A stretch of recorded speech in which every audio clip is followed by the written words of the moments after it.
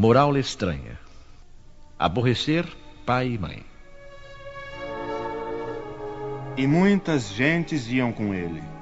E voltando Jesus para todos, lhes disse: Se alguém vem a mim e não aborrece a seu pai, e sua mãe, e mulher, e filhos, e irmãos, e ainda a sua mesma vida, não pode ser meu discípulo.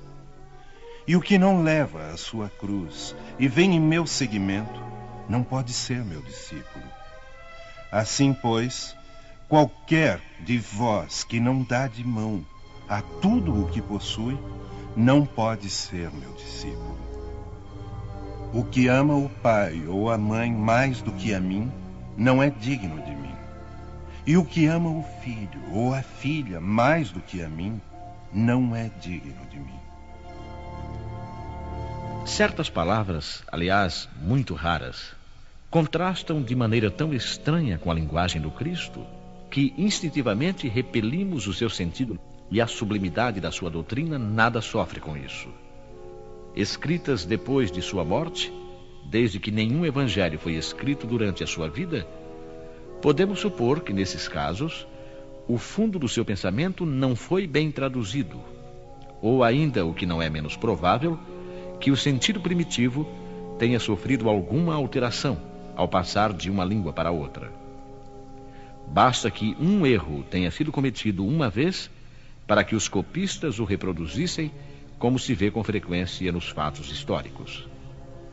A palavra odiar, nesta frase de Lucas, se alguém vem a mim e não odeia a seu pai e a sua mãe, está nesse caso. Ninguém teria a ideia de atribuí-la a Jesus. Seria, pois, inútil discuti-la ou tentar justificá-la. Primeiro seria necessário saber se ele a pronunciou, e em caso afirmativo, se na língua em que ele se exprimia, essa palavra tinha o mesmo sentido que na nossa. Nesta passagem de João, aquele que odeia a sua vida neste mundo, a conserva para a vida eterna. É evidente que ela não exprime a ideia que lhe atribuímos. A língua hebraica não era rica, e muitas das suas palavras tinham diversos significados. É o que acontece, por exemplo, com aquela que no Gênesis designa as fases da criação e servia ao mesmo tempo para exprimir um período de tempo qualquer e o período diurno. Disso resultou, mais tarde, a sua tradução pela palavra dia e a crença de que o mundo fora feito em 6 dias. O mesmo acontece com a palavra que designa um camelo e um cabo, porque os cabos eram feitos de pelos de camelo, e que foi traduzida por camelo na alegoria da agulha. É necessário ainda considerar os costumes e as características dos povos que influem na natureza particular das línguas. Sem esse conhecimento, o sentido verdadeiro de certas palavras nos escapa. De uma língua para outra, a mesma palavra tem um sentido mais enérgico ou menos enérgico. Pode ser, numa língua, uma injúria ou uma blasfêmia, e nada significar nesse sentido em outra, conforme a ideia que exprima. Numa mesma língua, as palavras mudam de significação com o passar dos séculos. É por isso que uma tradução rigorosamente literal nem sempre exprime perfeitamente o pensamento. E, para ser exata, faz-se por vezes necessário empregar não os termos correspondentes, mas outras equivalentes ou circunlóquios explicativos. Estas observações aplicam-se especialmente à interpretação das Santas Escrituras e, em particular, dos Evangelhos. Se não levarmos em conta o meio em que Jesus vivia, ficamos sujeitos a enganos sobre o sentido de certas expressões e de certos fatos, em virtude do hábito de interpretarmos os outros de acordo com as nossas próprias condições. Assim, pois, é necessário não dar à palavra odiar ou aborrecer a acepção moderna que é contrária ao espírito do ensinamento de Jesus.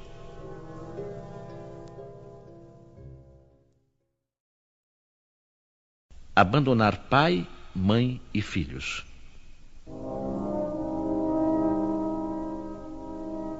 E todo o que deixar, por amor do meu nome, a casa, ou os irmãos, ou as irmãs, ou o pai, ou a mãe, ou a mulher, ou os filhos, ou as fazendas, receberá 100 por 1 e possuirá a vida eterna.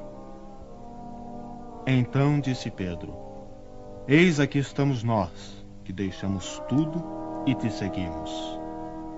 Em verdade vos digo que ninguém há que, uma vez que deixou pelo reino de Deus a casa, ou os pais, ou os irmãos, ou a mulher, ou os filhos, logo neste mundo não receba muito mais, e no século futuro a vida eterna. E disse-lhe outro: Eu, Senhor, seguir-te-ei, mas dá-me licença que eu vá primeiro dispor dos bens que tenho em minha casa. Nenhum que mete a sua mão ao arado e olha para trás é apto para o reino de Deus. Sem discutir as palavras, devemos procurar compreender o pensamento que era evidentemente este. Os interesses da vida futura estão acima de todos os interesses e todas as considerações de ordem humana, porque isto concorda com a essência da doutrina de Jesus, enquanto a ideia do abandono da família seria a sua negação.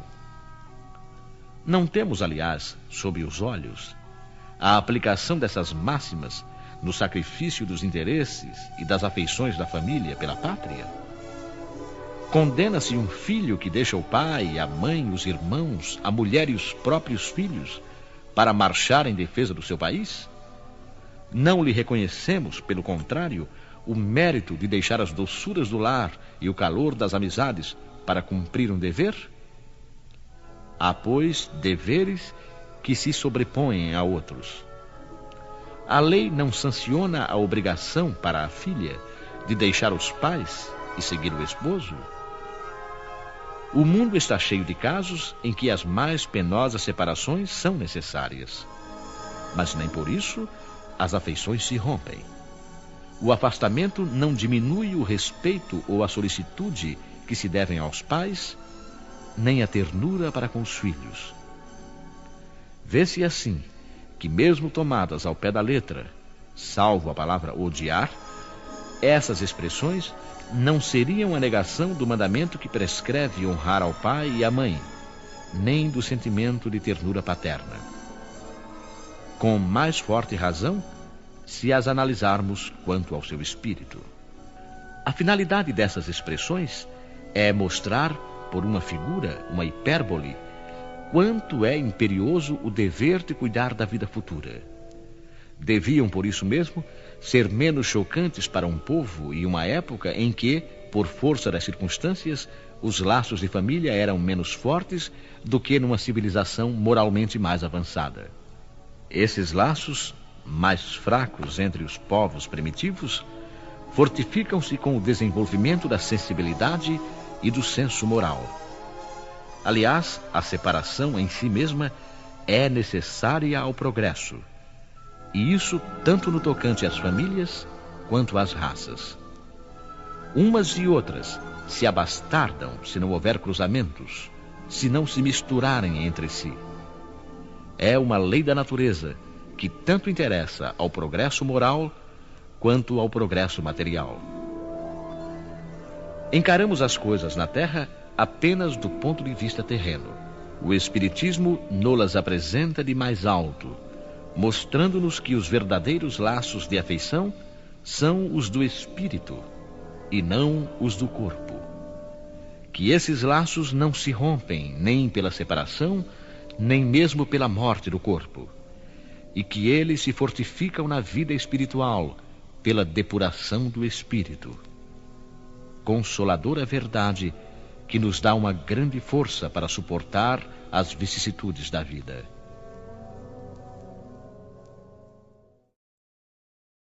Deixai os mortos enterrar os seus mortos. E a outro disse Jesus: Segue-me. E ele lhe disse: Senhor, permite-me que vá eu primeiro enterrar meu pai. Deixa que os mortos enterrem os seus mortos. E tu vai e anuncia o reino de Deus. O que podem significar estas palavras? Deixa que os mortos enterrem os seus mortos. As considerações precedentes já nos mostraram, antes de mais nada, que na circunstância em que foram pronunciadas, não podiam exprimir uma censura àquele que considerava um dever de piedade filial ir sepultar o pai. Mas elas encerram um sentido mais profundo, que só um conhecimento mais completo da vida espiritual pode fazer compreender. A verdade espiritual é realmente a verdadeira vida, a vida normal do espírito. Sua existência terrena é transitória e passageira, uma espécie de morte, se comparada ao esplendor e à atividade da vida espiritual. O corpo é uma vestimenta grosseira que envolve temporariamente o espírito, verdadeira cadeia que o prende à gleba terrena e da qual ele se sente feliz em libertar-se. O respeito que temos pelos mortos não se refere à matéria, mas, através da lembrança, ao espírito ausente. É semelhante ao que temos pelos objetos que lhe pertenceram, que ele tocou em vida e que guardamos como relíquias. Era isso que aquele homem não podia compreender por si mesmo. Jesus lhe ensinou dizendo: não vos inquieteis com o corpo, mas pensai antes no espírito. Ide pregar o reino de Deus. Ide dizer aos homens que a sua pátria não se encontra na terra, mas no céu, porque somente lá é que se vive a verdadeira vida.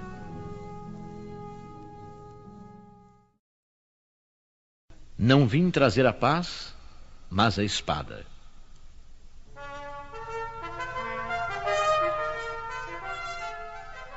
Não julgueis que vim trazer paz à terra. Não vim trazer-lhe paz, mas espada.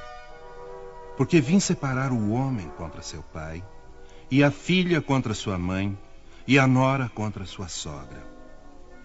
E os inimigos do homem serão os seus mesmos domésticos. Eu vim trazer fogo à terra. E que quero eu, senão que ele se acenda? Eu, pois, tenho de ser batizado num batismo, e quão grande não é a minha angústia até que ele se cumpra. Vós cuidais que eu vim trazer paz à terra? Não vos digo eu, mas separação. Porque de hoje em diante haverá, numa mesma casa, 5 pessoas divididas, 3 contra 2 e 2 contra 3. Estarão divididas, o pai contra o filho, e o filho contra seu pai, a mãe contra a filha, e a filha contra a mãe, a sogra contra sua nora, e a nora contra sua sogra. Foi mesmo Jesus, a personificação da doçura e da bondade, ele que não cessava de pregar o amor do próximo, quem disse estas palavras: eu não vim trazer a paz, mas a espada. Vim separar o filho do pai, o marido da mulher. Vim lançar fogo na terra e tenho pressa que ele se acenda. Essas palavras não estão em flagrante contradição com seu ensino? Não é uma blasfêmia atribuir-lhe a linguagem de um conquistador sanguinário e devastador? Não há blasfêmia nem contradição nessas palavras, porque foi ele mesmo quem as pronunciou, e elas atestam a sua elevada sabedoria. Somente a forma, um tanto equívoca, não exprime exatamente o seu pensamento, o que provocou alguns enganos quanto ao seu verdadeiro sentido. Tomadas ao pé da letra, elas tenderiam a transformar a sua missão inteiramente pacífica numa missão de discórdias e turbulências, consequência absurda que o bom senso rejeita, pois Jesus não podia contradizer-se. Toda ideia nova encontra forçosamente oposição, e não houve uma única que se implantasse sem lutas. A resistência, nesses casos, está sempre na razão da importância dos resultados previstos, pois quanto maior ela for, maior será o número de interesses ameaçados. Se for uma ideia notoriamente falsa, considerada sem consequências, ninguém se perturba com ela e a deixam passar, confiantes na sua falta de vitalidade. Mas, se é verdadeira, se está assentada em bases sólidas, se é possível entrever no futuro, um secreto pressentimento adverte os seus antagonistas de que se trata de um perigo para eles, para a ordem de coisas por cuja manutenção se interessam. E é por isso que se lançam contra ela e os seus adeptos. A medida da importância e das consequências de uma ideia nova nos é dada, portanto, pela emoção que o seu aparecimento provoca, pela violência da oposição que desperta e pela intensidade e a persistência da cólera dos seus adversários. Jesus vinha proclamar uma doutrina que minava pelas bases a situação de abusos em que viviam os fariseus, os escribas e os sacerdotes do seu tempo. Por isso o fizeram morrer, julgando matar a ideia com a morte do homem. Mas a ideia sobreviveu porque era verdadeira. Desenvolveu-se porque estava nos desígnios de Deus. E, nascida numa pequena vila da Judéia, foi plantar a sua bandeira na própria capital do mundo pagão, em face dos seus inimigos mais encarniçados, daqueles que tinham o maior interesse em combatê-la, porque ela subvertia as crenças seculares, a que muitos se apegavam, mais por interesse do que por convicção. Era lá que as lutas mais terríveis esperavam os seus apóstolos. As vítimas foram inumeráveis, mas a ideia cresceu sempre e saiu triunfante, porque superava, como verdade, as suas antecessoras. Observe-se que o cristianismo apareceu quando o paganismo declinava, debatendo-se contra as luzes da razão. Convencionalmente ainda o praticavam, mas a crença já havia desaparecido, de maneira que apenas o interesse pessoal o sustinha. Ora, o interesse é tenaz, não cede nunca à evidência, e irrita-se tanto mais, quanto mais peremptórios são os raciocínios que se lhe opõem e que melhor demonstram o seu erro. Bem sabe que está errado, mas isso pouco lhe importa, pois a verdadeira fé não lhe interessa. Pelo contrário, o que mais o amedronta é a luz que esclarece os cegos. O erro lhe é proveitoso, e por isso a ele se aferra e o defende. Sócrates não formulara também uma doutrina até certo ponto semelhante à de Cristo? Por que então não prevaleceu naquela época no seio de um dos povos mais inteligentes da terra? Porque os tempos ainda não haviam chegado. Ele semeou em terreno não preparado. O paganismo não estava suficientemente gasto. Cristo recebeu a sua missão providencial no tempo devido. Nem todos os homens do seu tempo estavam à altura das ideias cristãs, mas havia um clima geral de aptidão para assimilá-las, porque já se fazia sentir o vazio que as crenças vulgares deixavam na alma. Sócrates e Platão abriram o caminho e prepararam os espíritos. Os adeptos da nova doutrina, infelizmente, não se entenderam sobre a interpretação das palavras do mestre, na maioria veladas por alegorias e expressões figuradas. Daí surgirem desde o princípio as numerosas seitas que pretendiam, todas elas, a posse exclusiva da verdade, e que 18 séculos não conseguiram pôr de acordo.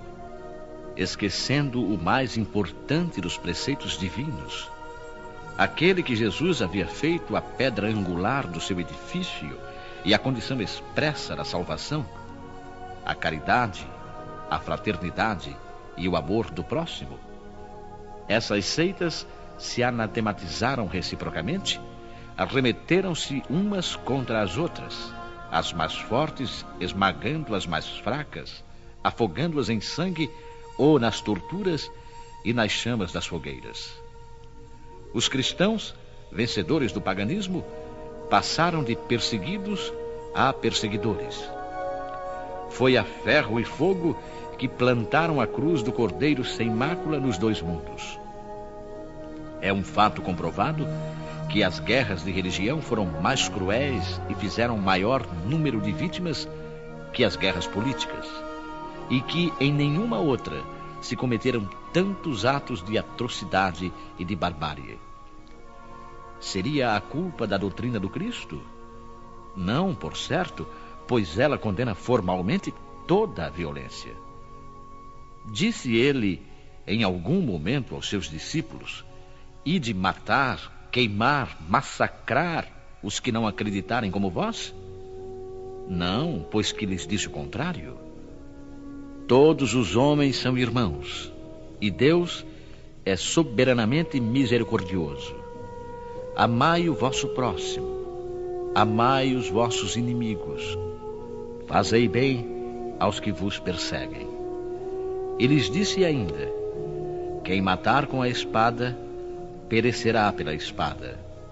A responsabilidade, portanto, não é da doutrina de Jesus, mas daqueles que a interpretaram falsamente, transformando-a num instrumento a serviço das suas paixões. Daqueles que ignoraram estas palavras: o meu reino não é deste mundo. Jesus, na sua profunda sabedoria, previu o que devia acontecer. Mas essas coisas eram inevitáveis, porque decorriam da própria inferioridade da natureza humana, que não podia ser transformada subitamente. Era necessário que o cristianismo passasse por essa prova demorada e cruel de 18 séculos para demonstrar toda a sua pujança. Porque, apesar de todo o mal cometido em seu nome, ele saiu dela puro e jamais esteve em causa. A censura sempre caiu sobre os que dele abusaram, pois a cada ato de intolerância sempre se disse: se o cristianismo fosse melhor compreendido e melhor praticado, isso não teria acontecido. Quando Jesus disse: não penseis que vim trazer a paz, mas a divisão, seu pensamento era o seguinte: não penseis que a minha doutrina se estabeleça pacificamente. Ela trará lutas sangrentas, para as quais o meu nome servirá de pretexto. Porque os homens não me haverão compreendido, ou não terão querido compreender-me. Os irmãos, separados pelas suas crenças, lançarão a espada um contra o outro, e a divisão se fará entre os membros de uma mesma família, que não terão a mesma fé. Vim lançar o fogo na terra para consumir os erros e os preconceitos, como se põe fogo num campo para destruir as ervas daninhas. E anseio porque se acenda, para que a depuração se faça mais rapidamente, pois dela sairá triunfante a verdade. À guerra sucederá a paz.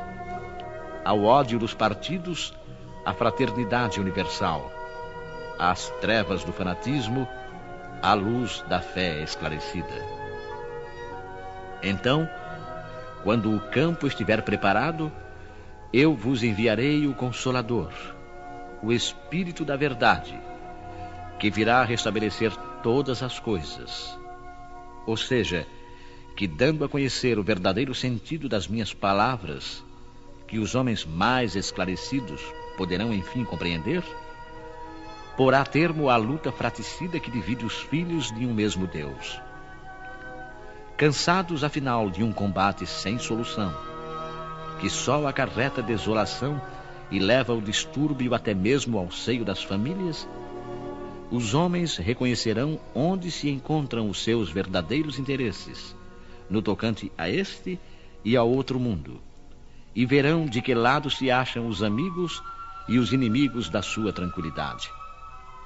Nesse momento, todos virão abrigar-se sob a mesma bandeira, a da caridade, e as coisas serão restabelecidas na terra, segundo a verdade e os princípios que vos ensinei.